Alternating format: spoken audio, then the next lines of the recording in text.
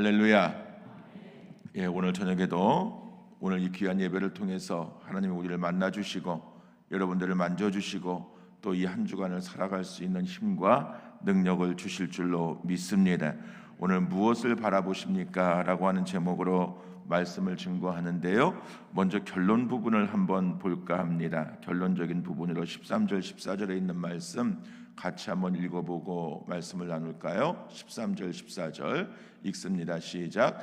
모세가 백성에게 이르되 너희는 두려워하지 말고 가만히 서서 여호와께서 오늘 너희를 위하여 행하시는 구원을 보라. 너희가 오늘 본 애굽 사람을 영원히 다시 보지 아니하리라. 여호와께서 너희를 위하여 싸우시리니 너희는 가만히 있을지니라. 아멘. 너희는 가만히 있을지니라. 가만히 있을지니라. 이 말씀을 묵상하면서 요즘 한참 유행하고 있는 물멍, 불멍에 대해서 들어보신 적이 있습니까? 이렇게 복잡한 스트레스, 초스피드 시대를 살아가면서 가끔 한 번씩은 저 강가에 혹은 호수에 가서 물의 흐름을 멍하니 바라보고 있으면 스트레스 지수가 확 줄어든다고 합니다. 그리고 장작불, 모닥불을 피워놓고 밤하늘의 별빛 밑에서 그 불을 멍하니 쳐다보고 불멍의 시간을 갖고 있으면 속에서 죽어가고 있던 엔돌핀들이 다시 살아나면서 뇌가 휴식을 취하고 복잡했던 생각과 감정들이 리셋되는 영향력을 발휘한다고 합니다. 그래서 가끔은 정말 혼자 있는 시간, 홀로 불 앞에 물 앞에 있는 시간이 필요한데 우리 그리스도인들에게는 불보다 물보다 더 영향력을 끼치는 예수 그리스도가 우리 앞에 계시고 우리의 삶의 중심에 계시기 때문에 우리의 삶의 현장에서 당하는 크고 작은 고난과 사건들 앞에서 당황하지 말고 그럴수록 더 잠깐 쉼을 가지면서 쉼표를 찍어놓고 주님을 바라보는 은혜가 있게 되어져야 될 줄로 믿습니다. 우리의 삶 속에 쉼표가 필요합니다. 마침표를 찍는 것은 끝나는 것이지만 쉼표는 재도약을 위한 쉼입니다. 우리가 이 쉼을 갖는다고 하는 게 그냥 퍼져서 먹고 자고 놀고 쉬는 게 아니라 내가 지금 하고자 하는 일, 내가 지금 성취하고자 하는 일, 내가 지금 고민하고 생각하고 기도하는 일들이 정말 하나님의 뜻인지 하나님의 인도하심인지 아니면 내 감정과의 내 이기심과의 싸움인지를 좀 점검할 수 있는 여유가 있어야 된다라고 하는 것이죠. 삶의 피곤이 가중될 때 불 앞에 가서 물 앞에 가서 멍 때리면서 시간을 가지며 몸과 마음과 정신의 휴식을 취하는 세상적인 방법도 있지만 오늘 저와 여러분에게는 정말 고난이 있을 때마다 문제가 생길 때마다 상처가 있을 때마다 늘 감정이 앞서고 말이 앞서고 행동이 앞서는 우리의 이 철부지 같은 삶 앞에 좀 하나님이 찍어주시는 쉼표가 찍혀지는 은혜가 임하면 더 실수하지 않고 가족과 성도들에게 상처 주지 않고 좀 더 모범적이고 본이 될 만한 삶을 살게 되지 않을까 생각을 합니다. 주만 바라볼지라 찬양 잘 아시죠? 다윗과 요나단이 불렀던 찬양인데 우리가 정말 주님만 바라보면 그 앞에서 평안을 얻을 수 있고 쉼을 얻을 수 있고 주님을 바라보면서 조금만 기다리면 하나님 다 해결해 주심에도 불구하고 우리가 그 쉼표의 시간을 갖지 못하고 성급하게 결론 지으려고 하고 성급하게 감정으로 대응하다가 모든 일들을 망쳐버릴 때가 한두 번이 아니었음을 경험하게 됩니다. 오늘 본문의 말씀은 너희는 가만히 있을지니라. 아무것도 하지 말라는 말씀이 아닙니다. 우리는 살아가면서 순간순간 수많은 일들을 당하는데 자꾸 내 방법으로, 내 생각으로, 내 판단으로, 내 경험으로 뭐를 하려고 달려들고 혈기 부리고 내 뜻대로 안 된다고 화내고 속 끓이지 말고 하나님이 이러한 시간들을 통해서 나에게 무엇을 요구하시는지를 귀를 기울여 들어볼 수 있어야 된다라고 하는 것이죠. 오늘 본문을 보면 모세는 조급해하고 혈기와 감정에 쌓여져 있는 이스라엘 백성들을 향해서 너희는 좀 가만히 있어라, 가만히 있어라. 이 말을 한 번만 한 게 아니고 오늘 본문을 보니까 두 번이나 반복해서 이야기하고 있습니다. 가만히 있어라. 가만히 있으면서 어떡하라고요? 하나님이 일하시는 것들을 기다리고 하나님의 일하심을 바라보라. 할렐루야. 오늘 사랑하는 여러분, 정말 지금까지 이 시점까지 살아온 여러분 한 분 한 분의 인생의 뒤안길에 얼마나 많은 사건들이 있었고, 얼마나 많은 문제들이 있었고, 얼마나 많은 아픔과 상처가 있었고, 내 감정이 뒤집어지고 속이 상해서 정말 펄쩍펄쩍 뛰고 통곡할 만한 사건들이 많이 있으셨습니까? 때로는 억울하기도 하고 분하기도 하고 속상하기도 하고 서운하기도 한 일들이 얼마나 많았을까요? 그런 일이 있을 때마다 우리는 어떻게 반응하며 살았나요? 목사인 저부터도 좀 더 지혜롭게 대처하지 못하고, 좀 더 현명하게 대처하지 못하고, 조금 더 생각하지 못하고, 조금 더 참지 못하고, 내 감정과 혈기가 먼저 욱하고 올라와서 한번 소리 질러 놓고 나면, 한번 화내 놓고 나면, 한번 엎질러진 물은 주워 담을 수가 없잖아요. 그래서 내 자신이 부끄러워지고, 내 자신에게 속이 상하고, 내 자신의 자존감이 상하는 그러한 일들이 저는 수없이 많았습니다. 여러분들은 어떠셨나요? 우리는 세상을 살아가면서 자녀들 앞에 조금만 더 참아줄 걸, 부모님을 향해서 조금만 더 참아드릴 걸, 목회자를 향해서도 조금만 내가 참고 인내할 걸, 성도들을 향해서도 내가 조금만 더 내 감정과 내 생각을 억제했으면 이런 분란이 나지 않고 이런 상처를 주고받지 않았을 걸 하는 후회의 시간들이 있으리라고 생각을 합니다. 오늘 사랑하는 여러분, 오늘 저는 여러분에게 이런 말씀을 드리고 싶습니다.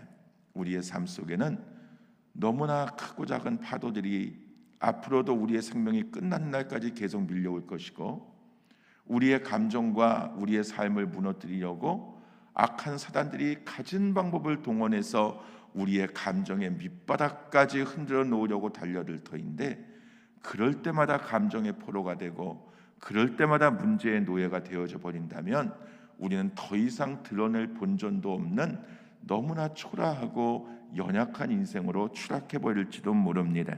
현재의 상황이 아무리 다급하고 절박하고 정말 뭔가 설명해야 되고 납득시켜야 되고 변명해야 되고 항변해야 되는 일이 있다 할지라도 잠깐 쉼표를 찍고 주님을 바라보고 하나님 앞에 잠잠할 수 있고 침묵할 수 있는, 여러분 종종 성경을 보면 하나님이 침묵하실 때가 있죠. 요셉을 향해서 침묵하시고 욥을 향해서 침묵하시고, 신앙의 위인들이 고난을 받을 때 하나님은 침묵하시는 것 같지만 그 침묵이 아니라 오히려 그 사랑하는 자녀들이 그러한 고난을 겪으면서 하나님을 바라보고 십자가를 바라보고 복음 앞에, 복음이라고 하는 거울 앞에서 자기를 비춰볼 수 있는 시간적인 여유를 주시는 과정이라고 생각을 합니다. 오늘 주님은 두 번이나 이어서 가만히 서서라고 하는 말씀을 반복해서 하십니다. 13절에도 보니까 너희가 가만히 서서 여호와께서 오늘 너희를 위하여 행하시는 구원을 보라고 말씀합니다. 여기에 나오는 가만히 서서라고 하는 말씀은 너의 자리를 굳건하게 지켜라. 한번 따라할까요? 너의 자리를 굳건하게 지켜라. 그 자리를 꿋꿋하게 지켜라. 오늘 하나님은 저와 여러분이 가정이라고 하는 공동체에서 남편의 자리, 아내의 자리, 부모의 자리, 자녀의 자리를 굳건하게 지키면서 하나님의 때를 바라보기를 원하세요. 우리 교회라고 하는 이 공동체 안에서 목사라는 자리, 장로라는 자리, 권사, 집사라고 하는 자리, 혹은 교사라고 하는 자리, 또 우리 청년이라고 하는 이 젊음의 자리를 가만히 서서 하나님의 때를 바라보면서 지켜보시기를 원하세요. 우리의 감정이 아니고 우리의 생각이 아니고 우리의 판단이 아닌 하나님의 생각, 하나님의 영이 우리에게 부어져서 그 하나님의 영이 우리 가정이라고 하는 공동체를 움직여 나가시고 그 하나님의 절대적인 영권이 우리 교회를 이끌어 가실 때 내가 하는 것이 아닌 행하시는 하나님, 일하시는 하나님, 보응하시는 하나님께서 우리의 삶을 이끌어 가시는 모습들을 목격하게 되리라고 믿습니다. 또 14절에 보면 또 한 번 가만히 있으라고 하는 말씀이 나오죠. 14절에도 보면 너희는 가만히 있을지어다 라고 말씀합니다. 너희는 가만히 있을지어다. 이 가만히 있을지어다의 히브리어 원어의 의미는 혀를 깨무는 심정으로 침묵하라고 하는 의미예요. 혀를 깨무는 심정으로 침묵하라. 정말 굴뚝굴뚝 올라오는 감정과 말들이 있는데 혀를 깨물고 어금니를 다물어 본 경험이 있으십니까? 그냥 생각나는 대로 말하고 사십니까? 할 말은 다 해야 직성이 풀리시나요? 아닙니다. 우리 믿는 사람들은 아무리 할 말이 많고 내 말이 아무리 정의로운 것 같고 내 말이 아무리 맞는 것 같아도 내 가정을 세우고 교회를 세우고 우리가 살아가는 사회를 세우기 위해서 절제해야 될 때가 있고 참아야 될 때가 있고 입을 다물어야 될 때가 있습니다. 더 이상 불평하지 않고 조용히 하나님의 때를 기다릴 수 있는 믿음을 가져야 되는 것입니다. 오늘 본문 속에 나오는 이스라엘의 상황은 어떤 상황입니까? 앞에는 홍해 바다라고 하는 거대한 장애물이 기다리고 있습니다. 뒤에는 수많은 바로의 군대가 이스라엘 백성들을 죽이려고 쫓아오고 있는 상황입니다. 그래서 오늘 10절의 말씀에 보니까 이렇게 말씀하고 있어요. 한번 읽어보실까요? 10절 말씀 시작. 바로가 가까이 올 때에 이스라엘 자손이 눈을 들어본즉 애굽 사람들이 자기들 뒤에 이른지라 이스라엘 자손이 심히 두려워하여 여호와께 부르짖고 오늘 이스라엘 자손들이 눈을 들어본즉 눈을 들어서 하나님을 바라봐야 될 눈이 애굽 사람들을 돌아보고 있습니다. 주님을 바라봐야 될 눈들이었습니다. 인도하시는 하나님을 바라보아야 될 눈들이었고 그들을 지금까지 인도하고 이끌어 주었던 구름 기둥 불 기둥을 바라보았어야 될 눈들이 자기들을 죽이려고 쫓아오는 애굽의 군대들을 바라보는 순간 두려움에 쌓였고 절망에 쌓였고 그들은 감정의 포로가 되어져 버리고 맙니다. 사랑하는 여러분, 우리의 마음과 생각과 우리의 감정이 말씀 안에서 복음 안에서 컨트롤되지 못하고 무슨 감정의 동물처럼 허우적거리는 이유가 뭘까요? 내가 지금 주님을 바라보지 못하고 하나님의 일하심을 바라보지 못하고 사람을 바라보고 있고 문제를 바라보고 있고 환경을 바라보고 있기 때문에 우리의 감정이 이성을 뛰어넘어서 하나님의 생각을 뛰어넘어서 그 문제 속으로 빨려 들어가고 있는 것입니다. 사랑하는 여러분, 이제 우리는 오늘 이스라엘 백성들의 이 연약한 모습을 보면서 애굽의 군대들을 바라보고 돌아다보는 그들의 삶 속에 얼마나 큰 두려움이 임했을까? 오늘 바로는 애굽에서 430년 동안 종살이하던 이스라엘 백성들이 출애굽하는 사건 앞에 약이 오를 대로 오르고 독이 오를 대로 올라서 내가 너희를 반드시 죽이리라고 작정을 하고 쫓아갑니다.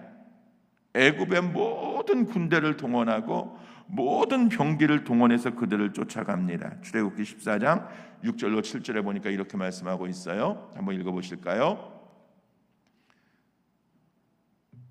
14장 6절 7절입니다. 성경 그냥 볼까요? 14장 읽습니다. 시작. 바로가 곧 그의 병거를 갖추고 그의 백성을 데리고 갈새 선발된 병거 600대와 애굽의 모든 병거를 동원하니 지휘관들이 다 거느렸느니라. 애굽 땅에 있는 모든 병거를 동원하고 모든 군사를 동원해서 지휘관들을 앞세우고 이스라엘의 오합지졸과 같은 정말 430년 동안 종살이하던 아무것도 없이 빈몸으로 도망가고 있는 그들을 쫓아가고 있으니 얼마나 기가 막히고 얼마나 무섭고 두려웠겠습니까? 당연히 두려울 수밖에 없는 것이죠. 여러분, 오늘 이 말씀을 생각하면서 저와 여러분의 삶을 한번 되돌아볼 수 있기를 바랍니다. 여전히 우리에게 두려움이 있죠. 여전히 우리에게 상처가 있고, 여전히 앞이 보이지 않는 우리의 미래 때문에 때로는 노심초사할 때가 있고, 때로는 분노와 감정의 포로로 살아갈 때가 있으시죠. 이유가 뭘까요? 앞에 하나님이 계시는데 자꾸 뒤를 돌아다보면서 문제를 바라보기 때문에. 이스라엘 백성들이 앞을 바라보니 홍해바다요, 뒤를 바라보니 애국 군대인데 그 위에서 역사하신 하나님을 바라보고 구름기둥 불기둥을 바라보았더라면 그들에게 살 길이 열리고 하나님의 일하심을 체험했을 터인데 순간적으로 감정의 포로가 되어서 무너져 내리고 있는 이들의 정신적인 영적인 상태를 보게 됩니다. 오늘 사랑하는 여러분, 오늘 이스라엘 백성들의 원망이 극에 달해 있습니다. 그래서 오늘 14장 11절 12절에 보면 그들이 모세를 향해서 이렇게 원망합니다. 11절 12절 읽습니다. 시작. 그들이 또 모세에게 이르되 애굽에 매장지가 없어서 당신이 우리를 이끌어내어 이 광야에서 죽게 하느냐? 어찌하여 당신이 우리를 애굽에서 이끌어내어 우리에게 이같이 하느냐? 우리가 애굽에서 당신에게 이른 말이 이것이 아니냐? 이르기를 우리를 내버려 둬라. 우리가 애굽 사람들을 섬길 것이라 하지 아니하더냐? 애굽 사람을 섬기는 것이 광야에서 죽는 것보다 낫겠노라. 얼마나 한심한 말입니까? 하나님은 모세를 통해서 이스라엘 민족을 430년 만에 출애굽시켜서 가나안 땅으로 인도하시고 있는데 앞에 홍해바다가 있다고, 뒤에 애국 군대가 쫓아온다고 지도자 모세를 향해서 있는 원망과 있는 독화살들을 쏘아내면서 차라리 우리가 애굽에 다시 돌아가서 종노릇하는 게 낫겠노라. 심지어는 이렇게 힘들게 살다 죽느니 애굽에 가서 노예 생활하다가 배라도 불리며 살다가 죽는 것이 낫겠노라고 원망하고 불평하고 있습니다. 이 말을 듣고 있던 모세가 같이 화를 내고 같이 흥분한 것이 아니라 기도하며 그 양떼들을, 백성들을 불쌍히 여기면서 외칩니다. 가만히 서서 좀 가만히 기다리고 하나님의 일하심을 바라보자. 할렐루야. 오늘 사랑하는 여러분, 우리의 가정과 교회와 우리가 살아가는 이 나라 안에 우리의 삶을 뒤흔드는 어떤 일이 생긴다 할지라도 잠잠히 하나님의 일하심을 바라보는 저와 여러분 되어지면 하나님께서 우리 가정을 지켜주시고 우리 교회를 지켜주시고 여러분의 직장과 사업장도 지켜주시고 우리 자녀들의 앞날도 지켜주실 줄로 믿습니다. 이렇게 잠잠히 우리가 있어야 되는 이유가 무엇이냐 하면 13절에 보니까 잠잠히 있게 되면 너희에게 구원을 베풀어 주신다라고 말씀하십니다. 가만히 서서 여호와께서 너희를 위하여 행하시는 구원을 보라. 사랑하는 여러분, 구원이라고 하는 것은 우리가 죽어서 천국 가는 것도 구원이지만 이 땅을 살아가면서 하나님의 나라를 우리가 세워가고 그 하나님의 나라를 세워가며 당하는 여러 가지 환난과 고난과 핍박과 어려움과 시련들을 믿음과 기도로 이겨내면서 구원받은 하나님의 백성답게 살아가는 모습을 하나님 보기를 원하시고 이러한 모습을 통해서 더 많은 영혼들이 하나님 앞에 돌아오는 역사가 있게 될 줄로 믿습니다. 요즘 노방전도가 되지 않는다고 말하잖아요. 전도지 돌려서 물티슈 돌려서 몇 명이나 하나님 앞에 돌아오겠느냐고. 굉장히 저도 어찌 보면 긍정적이지 못한 사고를 가지고 있는 목사였어요. 제가 이번 주간에 많이 회개했어요. 한 가정에 신방을 했더니 요 동남지구에서 돈가스 식당을 얼마 전에 오픈한 젊은 30대 부부인데 우리 전도위원 대원들이 가서 전도지를 주면서 청주은송교에서 왔다고 우리 교회 한번 와보시라고 전도하러 들어갔더니 그 청년 사장이 그렇지 않아도 내가 군대에 있을 때 열심히 군대 교회를 다녔는데 결혼하고 아이 낳고 이렇게 막 뭔가 살려고 발버둥 치다 보니까 교회를 다니지 못해서 이제 교회 좀 가야 될 텐데 어느 교회를 나가야 되나 고민하고 있는데 우리 전도팀이 들이닥쳤대요. 할렐루야. 할렐루야. 하나님은 일하시는 하나님이신 줄로 믿습니다. 오늘도 일부 예배를 드리고 축도 끝나고 저 바깥에 주차장에 나가서 인사를 하고 있는데 어느 젊은 부부가, 그 부부도 한 30대 초반 되는 것 같아요. 아주 태어난 지 몇 달 되지 않는 아기를 안고 제 앞에 와서 목사님 저 오늘 교회 처음 왔어요 하고 먼저 자수하더라고요. 그래서 그러냐고 너무 반가워서 인사했더니 우리 전도팀이 아파트 전도하면서 가서 전도지를 주고 교회를 소개했더니 우리 교회를 오늘 방문했대요. 다음 주에도 꼭 오겠다고 약속하고 갔어요. 할렐루야. 하나님은 이렇게 우리 교회를 사용하시고 이렇게 영혼을 사랑하는 전도팀들을 통해서 여전히 영혼 구원의 사역을 이루어 가시는 줄로 믿습니다. 안 된다고 말하지 마세요. 어렵다고 말하지 마세요. 문제점만 지적하지 마세요. 문제점만 지적하는 인생 쳐놓고 뭐 하나 제대로 하는 인생이 없어요. 정말 우리는 이스라엘 백성들처럼 자꾸 당해진 문제만 바라보다가 문제 속에 빠져 죽어가는 인생이 아니라 그 문제를 정복하시고 문제를 해결하시고 문제를 통해 응답하시고 문제를 통해 축복하시는 주님을 바라보는 은혜가 임하게 되어지기를 소망합니다. 주만 바라보십시다. 주님만 바라보면 주님께서 일하실 것입니다. 여러분이 주님만 바라보고 살라고 주만 바라볼지라의 원국자인 다윗과 요나단 황국명 목사님을 7월 첫째 주일 맥주감사주일 저녁에 찬양축제 강사로 모셨습니다. 와 하는 분이 한 분도 없네요. 모시기 어려운 분인데 모셨어요. 큰 은혜가 임할 줄로 믿습니다.